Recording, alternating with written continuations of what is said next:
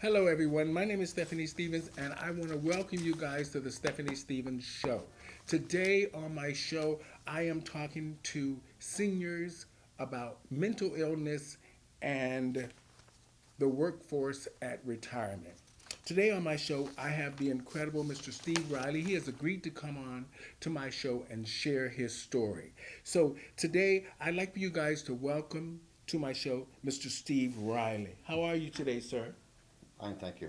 Wonderful. Now, the reason I wanted to have you on my show today is because um, I have been thinking about the mental um, illness issues. I've been listening to a lot of those in the news today, and I just thought that I wanted to hear it from a senior's point of view. Now, I just wanted to say thank you for coming on my show to tell your story. It's not easy to come on to um, a show and talk about issues that face us today, but I'm glad that you came on to discuss your story with us, and hopefully we can educate others here on my show. Now, where are you from? Can you just give us a little short outline of your life and where are you from? Family, friends, school? Born in Yugoslavia, Mm-hmm. emigrated to Canada in 1959, Mm-hmm. and pretty well grew up here, but I spent time in the States and back in Europe. Okay. Family was three brothers, two sisters, and mother and father, but there was a divorce in the family, and then my mother brought five children up on her own. So you've been in Toronto how many years? Since 1959, on and off, So were you here with family or by yourself? until the age of 15 with family. Mm-hmm. Now, what was your family life in Canada up to the age of 15? Family life. My father was a photographer, and my mother, she was working, and so we had to pretty well grow up on our own as children. But we were a middle class family. But my father was very abusive. He wasn't an alcoholic or drug user, but very Mm-hmm. abusive physically. Okay. If you didn't do the dishes, if you didn't clean or something like that, you got more than a slap. Mm. Now, when you say that so now today our show is about mental illness and seniors facing the workforce.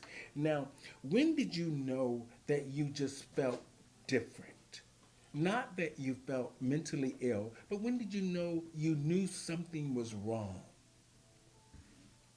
As I was growing up, I just, when I'd watch TV, I'd see family movies, and I just didn't feel like I belonged because what I was watching on TV wasn't reality to me. Hmm.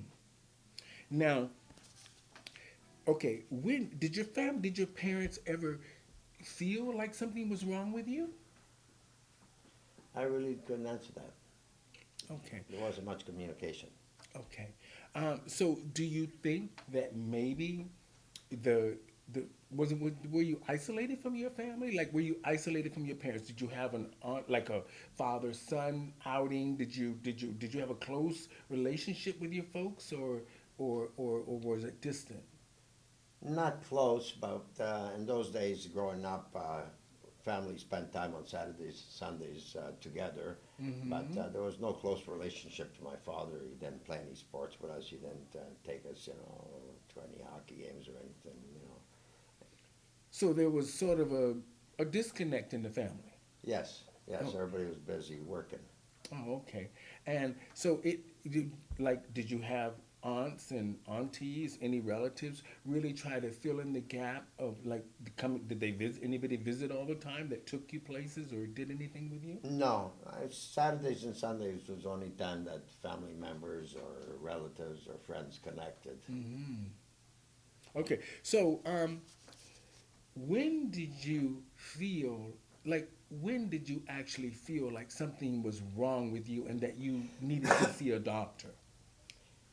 Well, that's a question that I think is not phrased properly. When you say see a doctor, as a child, Mm-hmm.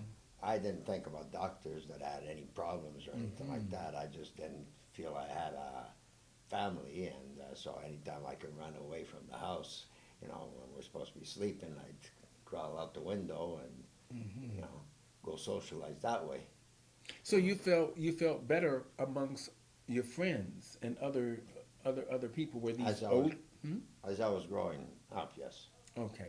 So when you were, like you said, going out of the window late at night, sort of breaking curfew and breaking the rules of what your father or your mother had set to say what time to be in the house and don't go out after a certain time. So you felt that you could communicate with others better that were outside of the, well, what kind of people were these?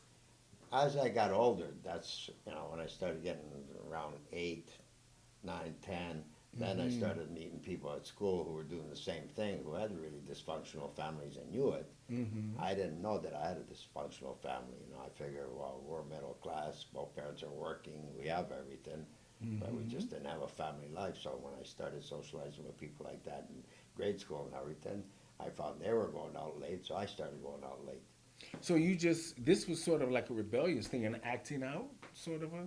I wouldn't say rebellious. It's just you have somebody that you meet in school that you become friends with, and you see them doing certain things that you're not doing, and it's Mm-hmm. fulfilling certain needs, so you participate. So did you ever try to sit down with your parents and say, look, I feel this way? No, because I seen what my mother was going through. My father beating her all the time because he was a womanizer, so there was no room for us to say anything Mm-hmm. because it wasn't our place. And if we did, my father would, really give us, punish us. So your father was abusive, and basically you were afraid of him. Yeah, Oh, yeah, okay. So this is probably what kept you from. Do yeah. you think this is what kept you from He, really opening up to him? yeah, he terrorized everybody, children, the wife. Uh, Okay. So when you came to Canada, and what was the last year like with your relatives while you were in Canada? What was the last year your relationship was like with your family?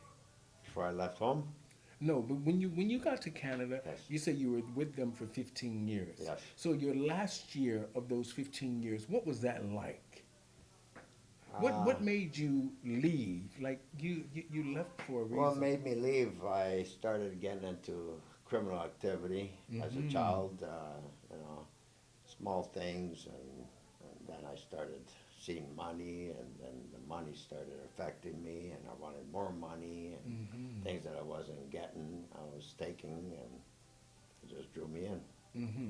So the sort of the fast lifestyle, Yes, the easy everything, yes. and like did your parents know you were doing this? At the beginning, no, but then when I did get involved with the law, Mm-hmm. and they'd bring me home or call my parents, and I had to go to court, that's when they found out. Okay. So now, after years of this, I you wouldn't say rebellious, but I would say sort of rebellious or acting out. Now, what was the age that you were in the height of your, let's just say, your criminality? What was the height? Like, what was the major thing that made you stop and think? The height, I think I'm interpreting that wrongly. The height, you mean when I was living Yeah, fine? like when you were just the king of everything, like you had everything in Yes, I had no control. control, and then I had no worries. I found that money was power, and terrorizing people was where you, push fear on people. That gave Hmm. you that power, that authority and that respect that you wanted as a child, and that's what I portrayed, and that's what I got, and life was just fine. Hmm. So while you were going through all this, did you have any communication with your parents? No, after I left the home at 15, I maybe see my mother once every few years. Now, your family knew about your activities? Yes. So did they try to talk to you, or they just said we don't want anything to do with No, you? by then my father he left when he left. Well, before I left the house, he left, Hmm. and my mother knew, and she visited me in jail or when I was out on bail. She talked to me. Why don't I get a job? Why don't I finish school? Hmm. So what was for me, I'm just trying to connect the two, the family and the disorder. Um, To connect those, it took me a lifetime pretty well to connect everything. It's only the recent few years that I've found out where I stood mentally. Uh, People toss labels at me, and nobody could picture it together. I took several psychological courses, and I found as a child we look at TV, we develop heroes, people want to be things we want to do, and we develop certain roles. At a certain age, we decide what our life's going to be all about, and I've traced it all back now to what affects me mentally is growing up in the family environment where my father was abusive to a point where in those days you can beat a child, you can slap a child, and police would come. Oh, he's your father. My father literally beat me with a whip where I had marks on my back, and the police came, and they seen that, and I tell them about it. I was the one who called them, and they say, he's your father. So this mental torture as a child, you grow up and it becomes part of you. You haven't dealt with it. You haven't discussed it with anybody. And at one point in life, you decide nobody else is going to hurt you. But then the other side of you comes out, an animal, the dark side. To protect yourself, you do anything to survive. But you don't realize you have an issue that you haven't dealt with. So that mental illness starts as a child. Then I step into society. The people that are supposed to be there to serve and protect take over. But in those days, you couldn't tell anybody that a police officer beat you. So now they assume your father's role. You're tortured, you're beat by them. Nobody will believe that. You go through the system recommends psychiatric treatment, they put a label on you, but you never get that treatment.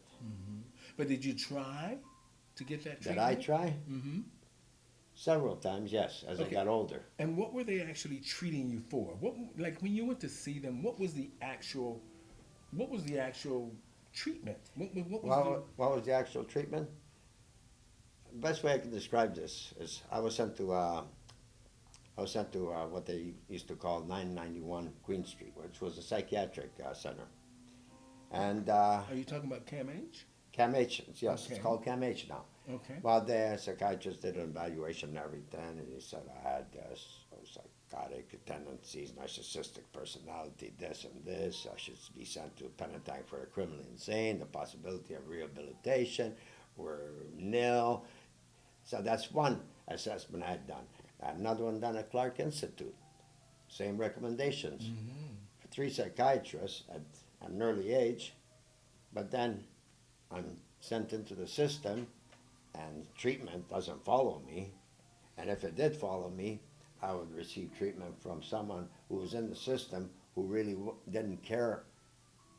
The best way to describe it, I'd always have contact with someone now. As I grew up, I'd say to the person, okay, I'm going to ask you a simple question. Are you here for a paycheck or are you here to help me? And the answer most of the time was, I'm here for my paycheck. And the ones that I found that tried to help me, sooner or later, they left the system. So I never did receive the treatment. They left the system because they seen they couldn't do anything in the system. Like, so sometimes the repeatness of people doing, and the same psychiatrists and these same people are repeating the same process all the time. One minute you're out of the system and they figure they've got you balanced, and then all of a sudden 2 weeks later they see you back in the system saying something very similar to what you're saying but adding something more onto it. Eventually they have to come to some diagnosis to what your illness or what they think your illness is and what your treatment should be. Mental illness, when you get absorbed by the system, from a family environment into a system environment, it just becomes a revolving door. Labels are added on the outside. On the inside, you're medicated. No real treatment is given. And then you're assessed again if you're going up for parole, and labeled again and put on parole and thrown back out in the street. So it's just a revolving door. The system never deals with the issue. So you really never had. So were you in and out of prison at the same time that you were in and out of CAMH? No, CAMH, after CAMH, Mm-hmm. the reason I was assessed to CAMH and everything, I was involved in a violent offense, Mm-hmm. and the judge required, he said he would like to have an assessment done on me. And that's Okay. when the whole process started. Okay. So now, did you ever? Were your family was like you said? Your mother was came a few times. Yes. So did your mother ever step in to? Did she believe that something was actually wrong with you? Because you know mothers never think anything's wrong with their children. No, not mentally. Okay. Now, when did you get a diagnosis that you were comfortable with to go back out into the world to make you think I should change? What was the actual diagnosis and what was the actual outcome of the positive diagnosis that you thought worked for you? That didn't occur. That didn't occur until just last 10 years. Okay. So that means that you was it CAMH that helped you or like No, okay. apparently no one helped me until just 3 years ago Okay. when I started getting fed up with my life. And at that time, I already reached the past 50, and I was seeing a doctor, and I said, I'd like to see a psychiatrist and just get an evaluation and see what's really wrong with me. Mhm. And that's the first time I ever did find out what my problem was. Okay, can you tell us what the problem was? Well, after being labeled with all these other labels, personality disorder, narcissistic, this and this, penitent for the criminally insane, I find out 50 years later that all I have is post-traumatic stress disorder. Can you tell us what that is? Post-traumatic stress disorder is where you've been in a war or physically abused, sexually abused. Well, my whole life has been physically abused. Mm-hmm. If it wasn't my father beating me, it was the police torturing me. If it wasn't them, it was my lifestyle, shootings, stabbings. So it just became that withdrawn person that, post-traumatic stress disorder is where you all of a sudden become paranoid. Somebody come close to you, you're always on guard that nobody's gonna hurt you anymore. So it's a very dangerous place to be. Mm-hmm. So how do you feel now? How do I feel now?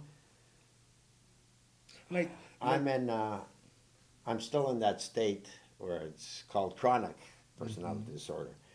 And I fought to get financial assistance to be able to deal with it. mm-hmm. And the only reason I received financial assistance is because 2 years ago I was assaulted by two young men half my age, Mm-hmm.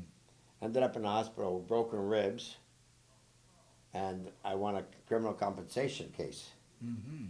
And I made my case about something's wrong with me and everything, Mm-hmm. and I sought to help, and finally I was introduced to a lawyer that helped me, and the settlement was made that I was going to get so much money for the injury, so much money for psychological help, and that's where it all began, Okay. the treatment. Now, have you ever done drugs? Yes, Okay. I'm not trying to put the two together, but have you ever thought doing drugs all those years? Have you been doing drugs since been the doing time drugs you since were- 15. Okay, so from the time you started basically your criminal activity, you've been doing drugs. Yes, So, have you ever thought that the drugs might be part of the mental illness that you have? might have contributed to some disorders, Because but I most, don't know who to believe when it comes to, because I've had brain MRIs, brain scans, and they say, "Oh, I have some brain damage from abuse of drugs," and but no, I've lived a criminal life. I've tried the straight life. One thing that I did learn in the penitentiary was I took an apprenticeship course and I did complete it on the street, and I became a plumber. So I was living two lives, okay. So, straight and on the other side of the fence. so did the doctors ever ask you about your drug? The psychiatrist, did they ever ask you about your drug use? Yes. So, which drugs did you use? I've used cocaine, speed, acid, grass, Okay, so did the psychiatrist ever think that the drugs were what was triggering what was going on with you? Some psychiatrists would kind of try to associate my problems with the drugs, Okay, but their diagnosis weren't even close. I don't have to have drugs. I've been without drugs for years. I took them recreationally sometimes. Sometimes I take them to hide from something. If I have an issue, I would use so that I wouldn't face reality, disappointments. And now, if I use drugs, I use them just to hide from everybody, from life, from society, and everything. so how do you feel right now? How do you feel about your life? How do you feel about just overall your overall mental health? And how do you feel just how do you feel today? I feel good, and doing this, I would like to participate in more programs like this just to wake up society on the issues that seniors have to deal with, children have to deal with. There's so many issues that we have to deal with, and I'm starting to find myself wanting to participate more in these activities Mm-hmm. now that I'm a senior, Okay. and just waking up society to reality. So you want to help educate others. Share Yes. your story, basically. Yes. Now, what do you think? Just give me a few more minutes here. Give me a few more minutes. And what is, I just, because I really, in closing, I really want to, because your story has been this has been great. It's been very informative, and I understand you've been very clear at what has happened with you. Now, what's the most difficult for you now that you are a senior? Not complaining, but what is it you need right now to help you with whatever it is, housing, medicine, whatever, and how do you think the government or agencies should handle the issues and the many issues facing seniors with the same issues as you? Well, I find that it's another trap. But now I'm a senior, so I fall into another category. Mm-hmm. As a child, growing up as an adult, and now as a senior. It doesn't seem to change. The category is always the same when you analyze it. Mm-hmm. This, it always falls back to the same thing: money. And if you don't have money, poverty. Okay. Um, what's your advice to other seniors right now? What's your advice? What do you think should be the immediate action seniors should take now? We have to organize ourselves, and we have to come together as a group. Mm-hmm. Not just seniors, but people, you know, that are, in their mid ages and everything, and recognize that something's wrong with the system. Okay. So voting doesn't work and census doesn't Voting work. does work Okay. if people will participate in it. Mm-hmm. The voting is mostly done by the upper class, Okay. and that's why they're always winning their elections. Mm-hmm. It's not done by middle class or the poor people. What We about don't have what about the census? What do you think of that? census. When you say census, Meaning that, do you think that when the government goes around and asks you certain questions about schooling, housing, for me, being here in in Canada and loving this country, the census, I don't think the government knows who lives here. you're right. And the government, So what that's they why the voting is so low. I think the voting here is very low compared to other countries because the government doesn't know who's a citizen here and doesn't reach out really like as a government should to the citizens to vote. We have a very low voting population. well, we don't have anybody speaking to the middle class or to the poor poverty. We don't have anybody speaking on our behalf. We don't have anybody going around educating us that we have to vote. Okay. We have to vote. As the minority, Mm-hmm. we have to vote because there's not going to be any change if we don't. So this is what you think should happen in the future. Yes, Okay. Do you think this can be achieved with getting everybody? What's the steps you think seniors should take to rally everybody together? I'm taking one right now, Okay. doing the show. Thank you That was great. Um, I just want to say, in closing, I'd like to thank you, Steve, for coming on my show, on the Stephanie Stevens Show. I want to thank you guys so much for tuning in to my show. Today, we talked to Mr. Stephen Riley about mental illness. Now, in summing everything up, I just want to say that seniors, take actions. If you want change, take action, like he said. And make the government accountable because that's why you pay taxes and you vote. So, thank you guys so much for being on the Stephanie Stevens Show. I'm Stephanie Stevens. Be sure to subscribe and share my channel with everyone.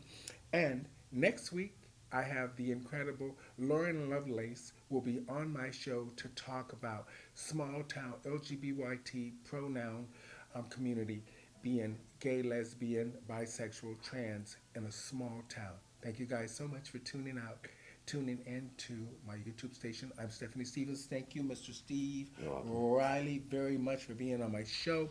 Over and out, everybody. Have a blessed week. I'm Stephanie Stevens. Over and out.